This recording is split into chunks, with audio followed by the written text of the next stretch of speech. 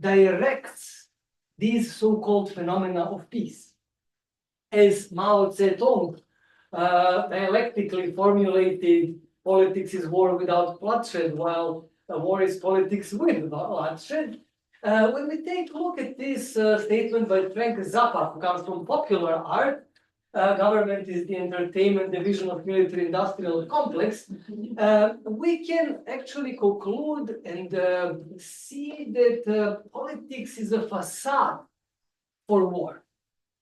At least in imperialistic discourse, which we really hard to do without and even live without, whether we are subjects or objects in an empire, in a liberating colony, or just stable, peaceful colony. To understand the performative politics, we must address its source and its ultimate goal, the primary accumulation of capital and the motor of technical and media progress, and that is the performativity of war itself.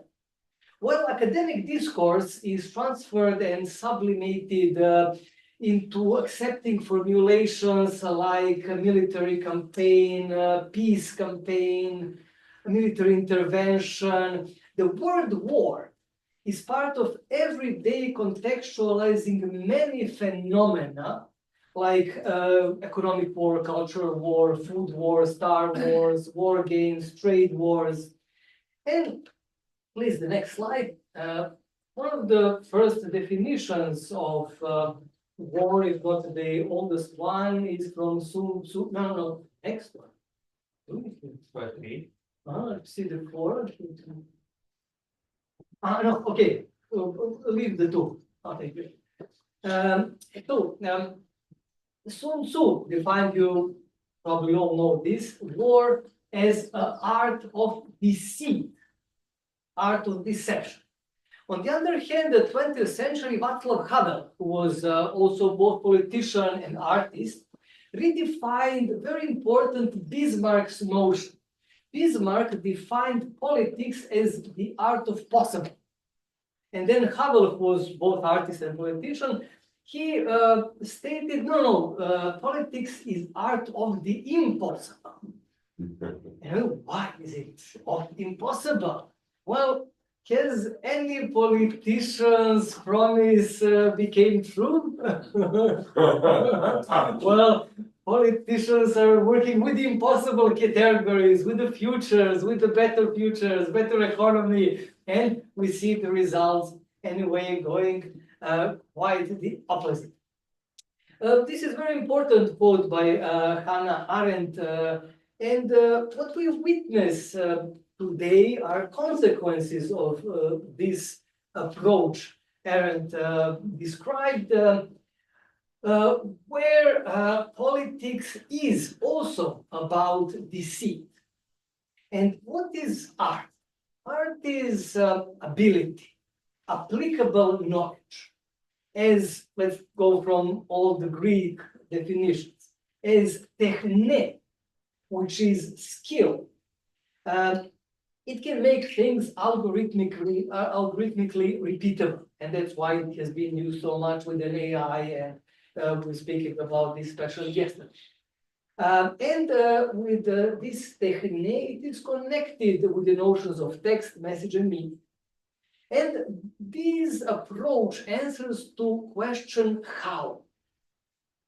We must also address here war as at all encompassing level of praxis, and which is ideology, understanding, and meaning. So these are the answers to question why.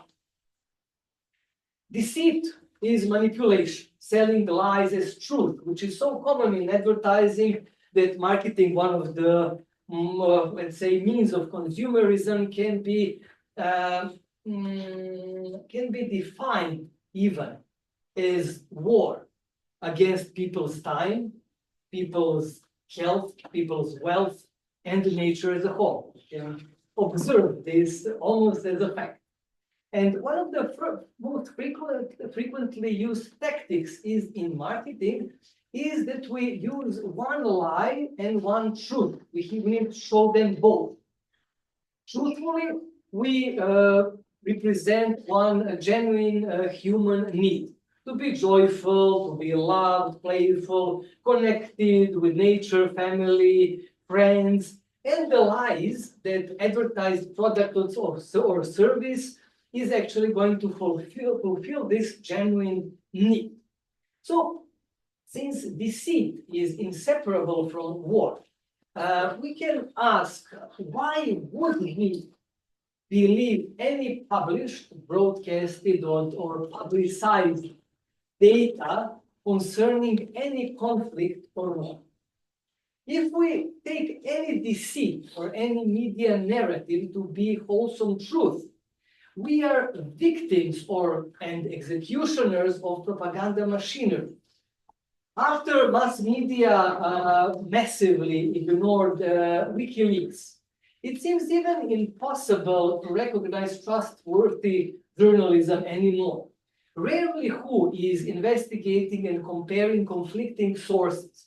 Everything is subjected to a single unquestionable narrative, so it is propaganda. Some media try to be objective, so they put both sides of the story, but you can always recognize that there is a 90% of one side and 10% of the other side, or here is the 90% of that side. So it is really very tricky. And we are programmed to believe that we gather data via news.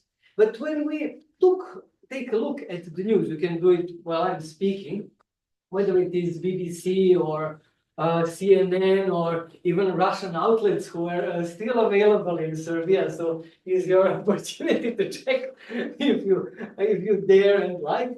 And so what is important that 90% of news are not facts. These are statements by politicians. So it can be an important person, decision-making person, but anyway, it is all hearsay. But on the other hand, the formulation of the news titles, they became teasers. They are not information in short. Occasionally, they have question marks. So you don't get the information, you get, let's see what's happening. And so everything that students of journalism learn for at least 4 years, they will never use in public media. The next slide. 2.5 millennia ago, Heraclitus of the ancient Greece stated these things. These are two different translations, so you can get a little bit more precisely what he maybe wanted to say. And the quote is, this war is the father and king of all. Some he has made gods, and some men, some slaves, and some free. And war is actually at the core of almost all existing cultures. Founding myths of nations are war victories or war sacrifices. Sometimes they are historically accurate, but certainly they are narratively upgraded. So we have Trojan War, Russia battle, American independence and civil wars, opium wars, Kosovo battle, Srebrenica. The list goes on and on. And it is very hard to find any epic, and epics are the society founding narratives, and later a novel that does not revolve around some war. From the second half of the 20th century, we can see, okay, there are some things that are not about war, but even there, the shadow of the nuclear war or the crimes of the Second World War are booming in these narratives. Another term we inevitably associate with war is violence, because war is ultimate unleashed terror.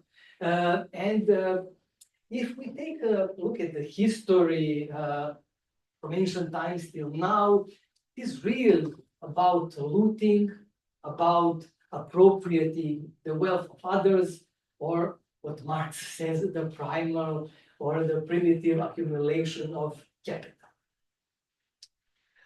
When we act, and this is a very performative verb, when we are acting diplomatically, we try not to insult others. It shows a tricky trait of hiding our true thoughts, our true opinions and intentions, because they are likely that they might insult or disturb someone.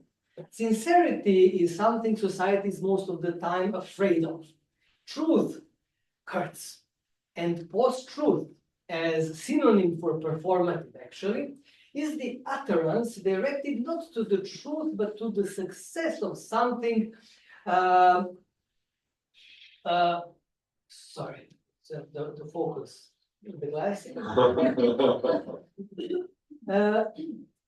Success of our sometimes hidden intentions, which may cuddle, and these performatives and post-truth, they can cuddle the expectations, feelings, and beliefs of the party we address.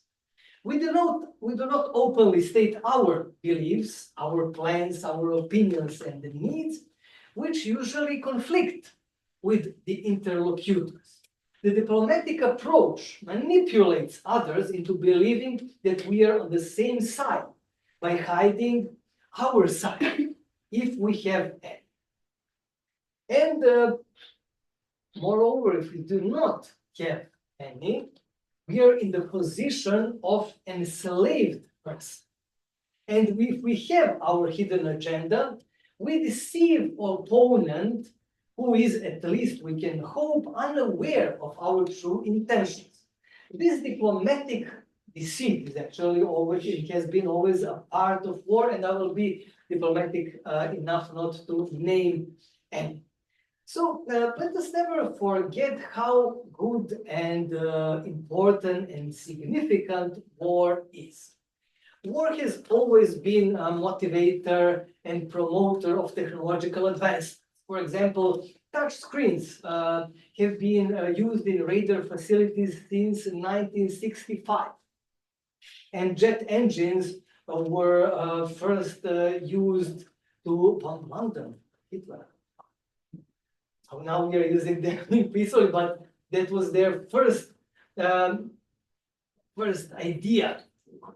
And the other thing is the idea of defensive war, which is almost every human can relate to and consider at least legitimate or moral to do. We could even state that the only just war is a defensive bloodshed on one's doorstep. Yet shooting between neighbors happens mostly in civil wars, which turn out to be extremely severe and crimeful. So it didn't justify its justness. Although we theoretically associate war with a game-like equality, with rules and regulations by opponents with more or less similar strength, the millennia-long history of war show just the opposite. No one attacks until feeling superior. Johann Huizinga recognizes this war playfulness, which we see as a prevalence of this war without playfulness, which we see as a prevailing practice of cunning attacks, blitzkrieg, ambush, terrorizing, bandit raids, severe retaliations, invasion, extermination, and genocide. The will to live, to thrive, dominate, and win by Huizinga, and we can agree with him a lot, is much stronger than self-control and obedience to game's rule. Asymmetricity is so prevalent in the contemporary world that it reveals brutal cognitive dissonance, where anti-colonialists to some people are terrorists to others. Or to be precise, while colonizers in the name of liberation are terrorizing decolonized, anti-colonialists are terrorists to colonizers. We tend to, well, I wish to go very fast and I will jump over something because there's enormous material I have collected and thought through. So we tend to perceive history as a linear process, but it shows many dramaturgical twists and turns. Dramatic twist is, according to Aristotle, a development of events against expectations because of each other's, or turning of the action contrary to what is intended. This means that causal processes are prevalent in the motivation and intentions of characters. The logic of the story is merciless towards characters and pawns. Revolution eats its children.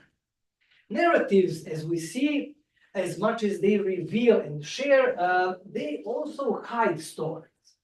Furthermore, what are stories made of? Well, it turns out that stories are made of fragments of human experience. So when we narrate, we show some, we hide some. In choice and in order, we wish to show some ethics, some behavior.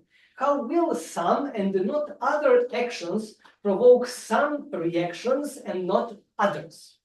We can track this structure of behavioral examples back to narratives of the Old Testaments and ancient Greek tragedies, whose goal was to create and promote system of beliefs. This is why motives and structures in a narratives can reveal intents of storytellers or any discourse teller. Let's go more, thank you. Yeah. In his short video, Yuval Noah Harari tries to convince us that these very few wars in history are about objective material things, but that they're about the stories that conflict. Not accidentally does Yuval not merely confuse cause for effect, but cause for the means of, as a justification and motivation propeller. We who create performative stories in theater and electronic media know that the cause of a specific behavior is a need, or even more an urge. Some greed is some person's urge, and that destructive structure or temperament precedes the narrative and ignites the story. Stories are made from fragments of human experience, so new stories appealing to all, which Harari suggests are impossible because we have different beliefs and experiences and respond to a variety of motives. Traditional literature, on the other hand, enables plurality. Harari fails to recognize. Even transhuman narratives exist in ancient cultures and mythologies around the world, from hybrids to chimeras, titans, golems, homunculus, even to transgenderism and even transdiversity, as in the cases of Tiresias in Greece or Sikhandi in Mahabharata, to name the two most well known. Needs create narratives. The more someone is ready to sacrifice and the more challenging the obstacles are, the more dramatic and appealing the story is. A century ago, a theoretician of literature, Pavel Medvedev, defined a novel, which is a complex story, as a super ideological system. Because in stories, we recognize and most commonly conflict different sets of beliefs, while in poetry, especially in hymns, we celebrate and exalt one. By choosing who wins and what the narrative consequences between beliefs are, we set up an understandable example. Stories are created by beliefs to create and promote beliefs. And Marxistically, we can call it reproduction of system, which is interesting. We don't consider Marx to be materialist, but this very important notion, the reproduction of the system, it's immaterial. So we are what we believe in. So who we are. How do we define ourselves? How do we attain identity? How do we achieve the power of a narrative that we are more likely to die for, let alone kill somebody for that narrative, rather than change? When we define anything, for example, we need to acknowledge that first, what we belong to, the games to which we are subordinated, and who created us. Then we describe differentia specifica, what makes us special, unique, and different. So what do we belong to? This was not a question of choice for many millennia. We were apparent genetic, biological, economic, and cultural extensions of our family and our direct ancestors. Later, we included culture as the same language and customs, and then often imposed the nation and later social class. Nowadays, we belong to subtly imposed or freely chosen specific subculture as a marketing target. Target is a very military noun. Marketing tries to convince us that we can change our target group to buy more different services and products each time we change. Convincing and convincing us to permanent subtle cognitive and identity dissociation is the most suitable for the flow of capital. The next slide. So, who are we most likely to choose to identify with? Aristotle told us that we are most likely to feel compassion or pity for those who undeservedly suffer. Victimization is a tremendous cohesive force for slave classes because the victim masses have been narrated to believe that it is not moral to be an oppressor. We pity the weak, wishing to protect them when we have some illusion of superiority, or if we are weak and fearful, we will fear for those who are like us. Instead of either or logic, we can apply and then logic. So the best is both to fear something bad not happening to us because we witnessed bad things happening to someone alike, and for no other reason than being just like us. And we see that in media being propagated a lot of times. So it is hard to be threatened and victimized if no one is doing bad things to us. Hardships and crises are wonderful for promoting group identification. Yet one more procedure is crucial: blaming the targeted enemy for the problem. Identifying an enemy drives stronger group cohesion than personal similarities. To be a person and the subject, one must take responsibility, show bravery, and risk conflict to become a subject and make decisions independently. It is far easier to immerse into collective security and share a common identity, no matter how limited it is. For a century now, marketing strategies have claimed that people do not like choices. The more choices there are, mathematically, the greater probability of making a mistake is. So, two choices are very good. Yet, if one of the choices is a threat, the choice has already been made. So we see this happening a lot of time on many different sites. And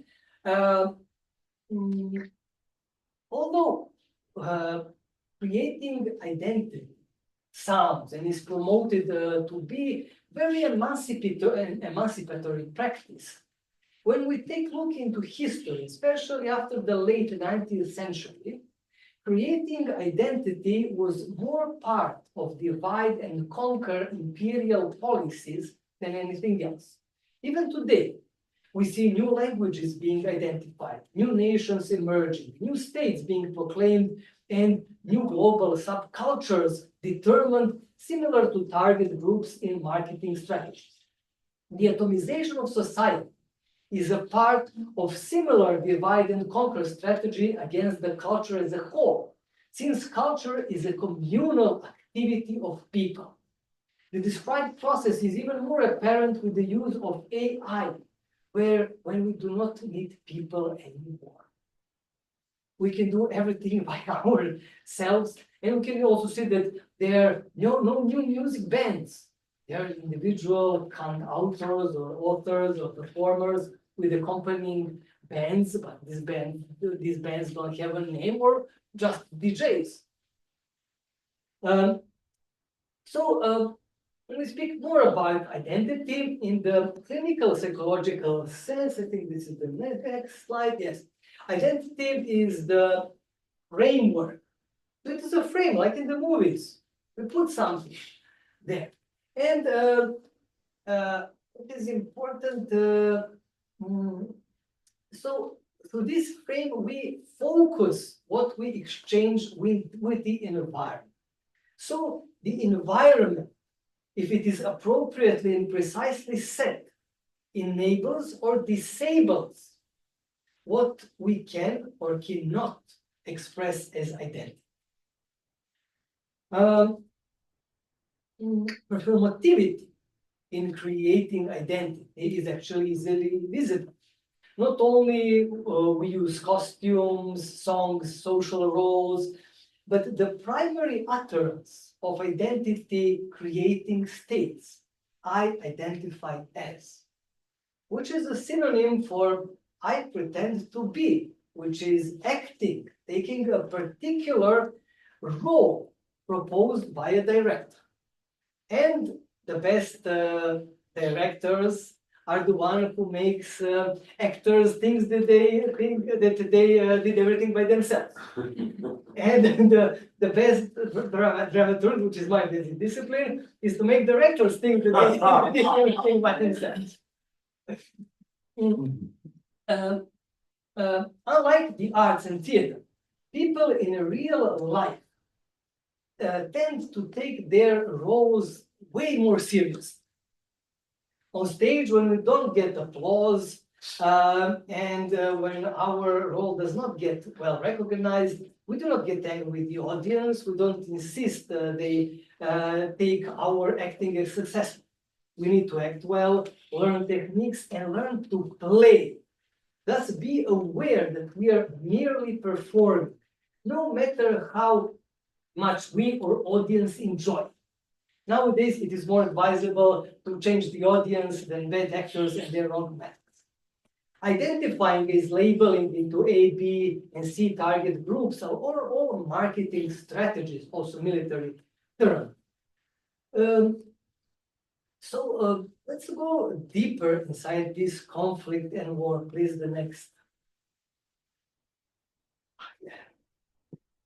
Since war is quintessential instrument of the capital itself also shows performative politics. According to Jacques Camas, this is from 1973, the next step in the capital which we are living now, it is the capital becomes autonomous by domesticating human beings. Today, we witness these processes of mass and individual mind and body mutilations and reintegrations that we can despise, admire, promote, be horrified by. We tattoo, pierce, operate the body, not as a Tayloristic production piece of machinery, but now as a discourse of self-destructive, consuming, black hole connected to the simulated collective consciousness of the internet. Divisions in conflictual societies are indeed more dramatic and artistic than in peaceful and boring societies. The global success of Slovenische Kunst, for example, and Marina Abramović in high art, or Avengers, Star Wars franchise, or Inglourious Bastards in popular culture, show that people appreciate shock aesthetics. They ask for invocations of violence and pressure of totalitarianism.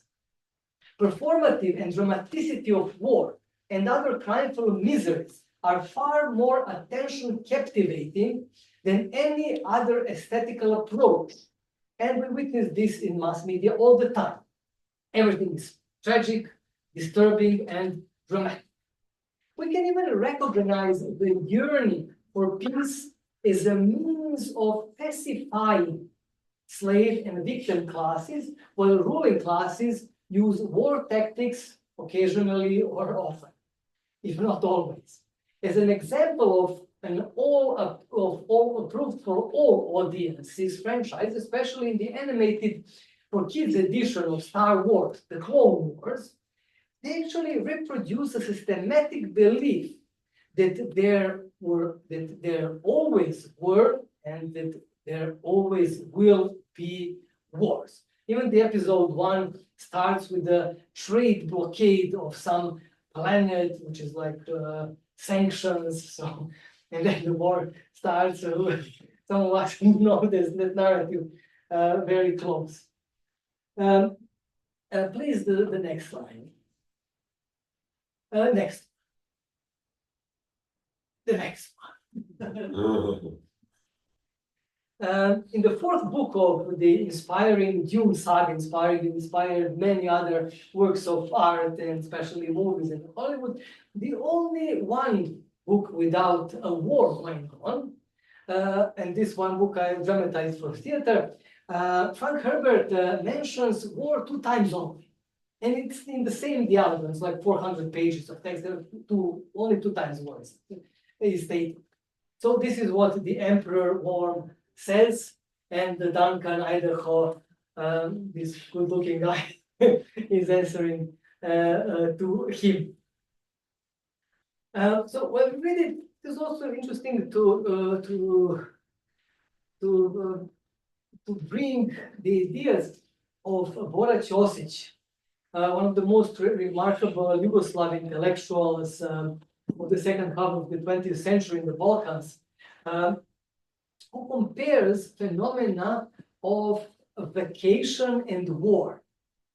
And he says, expelled from the boring integrity of everyday life, we are in a radically new situation that, even at the cost of the greatest dangers, brings loss of work purpose and neglect of the practical pressures of productive actions.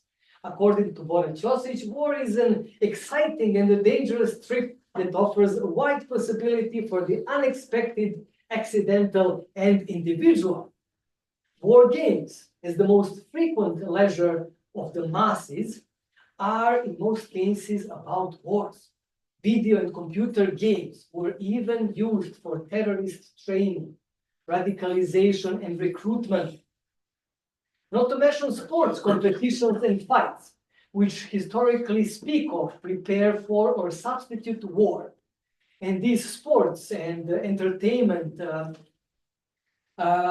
substitutions for war are also the most important motors for the economy just after the war itself. The next slide, please. The connection between war and economy, which is always very evident, is hidden behind notions of democracy, national interest, human rights, ideology, authoritarianism. These performatives are so prevailing that they become awkward when we read, for example, the comedy by Boris Vian, General's Tea Party, which was premiered in 1960. So this is like a short dramatic breaker comic relief, just to share what people 65 years ago understood as a joke and laughed at. Such performative naivety, as you can see, and sincerity would be unthinkable nowadays. Performativity, as we know, is what we do with it. what kind of desired action do we achieve? Antonin Artaud defined the theater in its ritualistic totality as affective athleticism, or athletics with affectations, to be more understandable. Aristotle similarly recognized the aim of tragedy as provoking affectations of fear and compassion or pity and purging them. We will see how not purging affectations is better for many businesses. What are affectations? Affectations are emotions we cannot control, but they control us. Emotion in Latin means to put into motion. So with affectations, we can move people without their conscious consent. Epictetus from ancient Greece noted that anyone who can make us angry, this is affective state, becomes our master. So, inducing someone's restlessness is a sure path to rule over that person. We can call it gaslighting in the 21st century, but it has many names throughout the history. So let us repeat, as a dramaturgy professor, I repeat it twice a month at least. We fear for someone similar to us, and we take pity for those who undeservedly suffer. That is why we portray our allies in everyday activities as people like us, and we idealize their way of life. When we manage to create sympathetic public opinion, it is time for the next step. It is time to make them suffer. Suffering, which is, according to Aristotle describes it, pathos, is an action that brings disaster or pain. These are, for example, dying in front of spectators, cases of overbearing pain, being hurt or wounded, and other similar sufferings. Of course, this applies to one side of the conflict. More than 2 millennia ago, Aristotle observed actually that the suffering is the most successful mode of persuasion, far more potent than the ethos or personal, ethical, behavioral examples from real heroes to celebrities, and much more effective than the logic of reasonable argument. One of the most essential procedures for hypnotizing someone is to focus attention, because that means narrowing the perception field and consequently the cognitive field. If we know more than our target audience, it is far easier to manipulate. Fighting for somebody's attention, appropriating somebody's peace, and acquiring somebody's time are the most basic and even ultimate battles we can recognize in both the mobile and public screen occupations of our perception. And occupation is also a very worrying word. Attention as perceptual and emotional focus is undeniably essential, and it is an anthropological core feature, which we can see even in the case of most minor children, who most of all seek attention from their parents. However, instead of providing both attention and security, and children need both, we introduced uncertainty, which is psychologically both destabilizing, and this is making people susceptible to manipulation, and addictive when we do not know what is going to happen next. These features enable people to uncontrollably watch, follow, or scroll for new or any media, movies, TV series, news feeds. Because of the attention, people do and perform all sorts of stupid and self-destructive acts. They put them online to be seen, recognized, and identified. Lack of attention is traumatizing both for children and adults. That is why overcrowding the perception is one of the first steps in hypnotization of any kind. Mass media production, especially of video games, TV series, is at its utmost height. There are games and series for everyone. So when we get somebody's attention, the best way to keep the audience is through contradiction, paradox, and cognitive dissonance. Since spectators get contradictory information, they keep their attention waiting to resolve and understand what is happening. Furthermore, prolonging the absurd is more and more captivating. Cognitive dissonance as a means of dialectical manipulation is present throughout history, but in the 20th century, it was really successfully used. I will name two actors, Lenin and Hitler. They would pile up, aggregate contrary notions in the same sentence, in the same paragraph, confusing the listener or reader. When confusion becomes mentally unbearable, they would state something simple and understandable. Unfortunately, but not accidentally, these statements were about identifying the enemy and promoting violence and destruction. So how can we get out of this dissonance? As Slavoj Žižek recognized, to be subversive, one must believe in the narrative more than the proclamators of the narrative. This is similar to Socrates' maieutic method. So you probably know. Please, the next slide.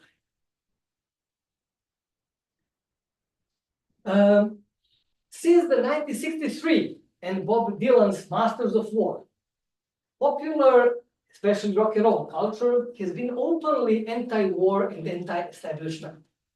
In the 21st century, and particularly in the 2020s, no public figure with a potentially mass audience criticized the militarism of one's government.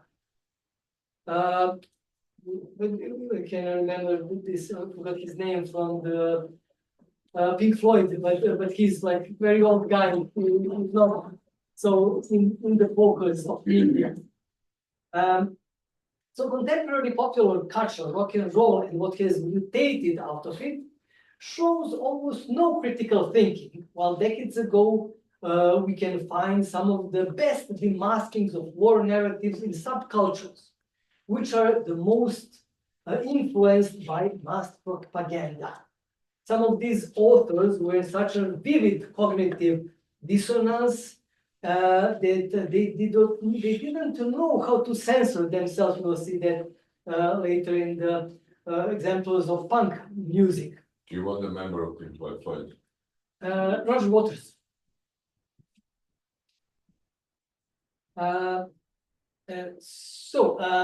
Bob Dylan was, especially through his poetry, able to separate this, what is subject and what is the object. On the last verse, well, who believes in soul anymore now? The next slide, please. Is the next step in popular culture. A step of poetic and musical expression about the evil of war. We can see the War Pigs lyrics from 1970 by Black Sabbath.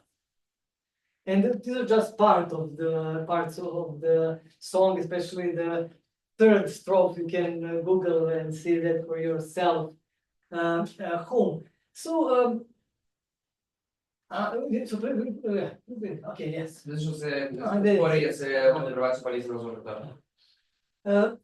this is not what time is it? Your time, it's 10 to 11. Okay, great. Fast.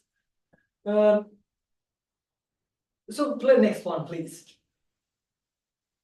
So War Pigs from 1987 by Pink Floyd actually uses is very close to Black Sabbath, and see, even our masters don't know the webs we weave, art of deception, and the chorus is it shows the ultimate goal, like in the game of Riziko. One world is a battleground. One world, and we'll smash it down.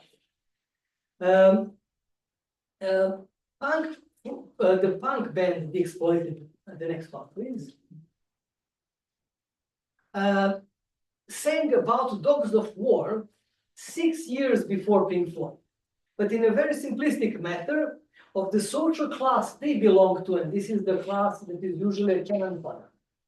They understand war and think about it only from the perspective of a pawn, which is victim and executioner. They are not speaking from the position of generals, investors, or some higher position further behind the scenes. We can hop to the next one. Yes, and this is, we can see also the, okay, we can go. Okay, and this is one of the most stronger examples I could find in popular punk music. And actually, what is here important? Counterculture looks as things at the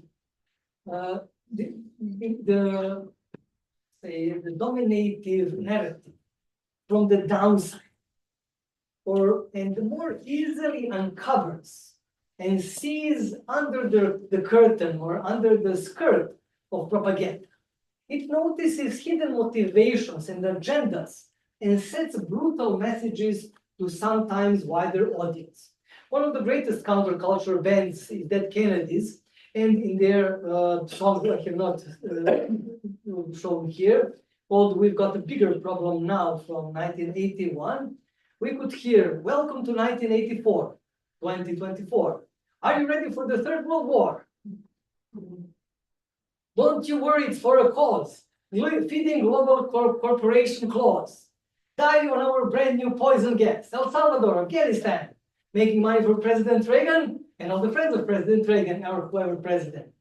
And the chorus goes, California, Iber Aves. So in the probably most exemplarily liberal city in the US and the world, the city of San Francisco, and that Kennedys are from that city, this was written in 1982, before the Soviet invasion of Afghanistan, before the breakup of Soviet Union, and all these things.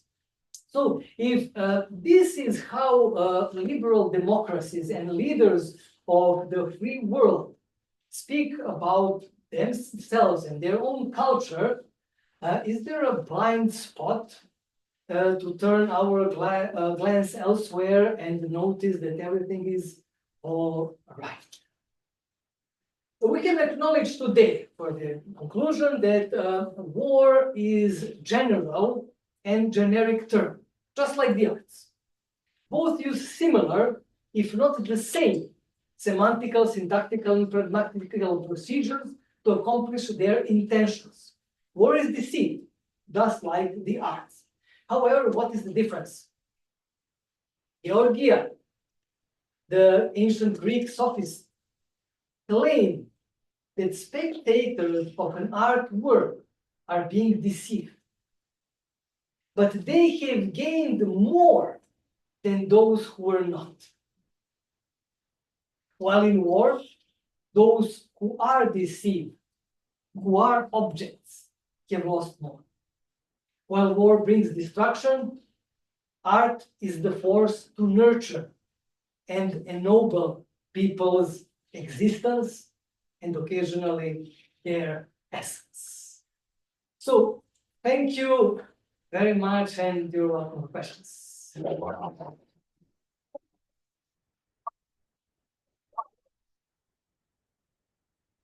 Well, as a kind of moderator, this is absolutely brilliant paper, thank you. I'm sorry for having to do a little bit towards the end because Tina seems lost. Belgrade is a good city to get lost. I think he went that direction, this direction. Well, So we're trying to find him in a Yes, historical. please tell me the time because We have that, we have that. It's now 5 to 11. Okay, please. So I have a question. Yeah, please. So is a war a performative event? Why? Undoubtedly. Because it is everywhere. It has always been from Iliad that noticed Mahabharata. It is what created cultures we see. There are cultures, and like in some indigenous cultures in Amazon, which we still haven't demolished and appropriated, which don't have wars at their core myths. But in this world mediated by technology, mediated by media, we cannot skip war somehow. So in a digital world, in a digital media, arts and culture, what would happen? You know, before But you were we writing, had some narratives being speaking a lot passed, but what happens now? now, well, hopefully the world will happen only in digital media.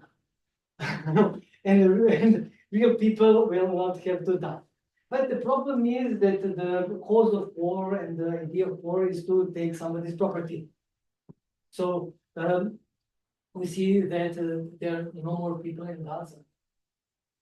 In Ukraine, also people in these towns which are being demolished, they fled. Nobody living there anymore. So who is now doing the farmland? Who is doing the industry? Somebody is, because the something is going on.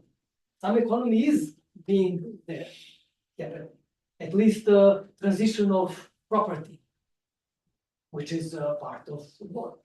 So that is the problem. Problems are the destruction of human lives. And we can make movies about war and so. And my last question will be this. I think it's fascinating how you captured the sense of narrative that is being placed in front of people in order to achieve something else. It really amazingly connects to the whole sense of performativity and place and how it's structured. You give several examples from the past. The one thing I just wanted to mention is this whole crusades, a big movement of 12th and 13th century, 14th century, where in order to liberate the grave of Jesus Christ. But in fact, they say historians that the key thing was to get Constantinople and to push further down into the territories, which was really pushed by the north, meaning French, Germans, English, coming down in order to capture and reclaim the land. Do something and then Reclaim the land. So it's quite interesting how that double you can really, unfortunately, see that if we focus any part of the history and we'll see that happen. Which also is interesting, you said, like if you think about a new world and all the colonies they were doing, let's say in America, there's always this Spain was doing the same, English was doing the same. It's always connected to the notion of bringing something good to them. Yes. So they were bringing Christianity over And there. demonizing those people. Christianity and then taking the gold back. They take the gold back. So I will, because I have to leave now, I'll be back in 1 hour, so we can continue. I'm sorry. One more question. From Sarah. It maybe not so fast. So the question was that you've identified that the fear of people who, or we pity people who have suffered unnecessarily or unjustly, and we fear for familiars. And at the same time, it seems like difference is always externalized as the enemy. And I wonder, where is difference in the system that is not enemy? Is there a copacetic difference? Well, we have many enemies. You tomorrow. We have too many enemies, and actually this atomization by marketing strategies is creating enemies all the time. So we can have enemies, for some they're Ukrainian, for some they're Russians, for some they're Serbs, for some they're Croats, for some they're Palestinians, for some they're Israelis. So there are enemies all around. For some they're LGBT, for some they're Christians. So You see, the enemies are all around.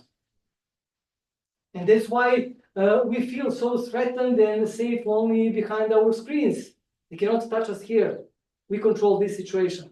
But outside of this screen, no, actually, if you walk around the Belgrade and enjoy the real life.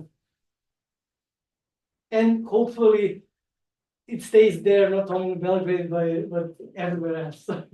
Okay, so what we're gonna do is, because you need to leave now, we did schedule today a close-up round Yeah, table I'll be discussion. here in less than an hour. No, it's not, but we can have a, Yeah, Discussion sure, and I'll be in the late- around during the lunch. yeah, but we will have a round table discussion today. So we'll pick up some of the key points from this amazing talk. Okay, so Yes, you thank have very now. much, people. We start at 11:30, so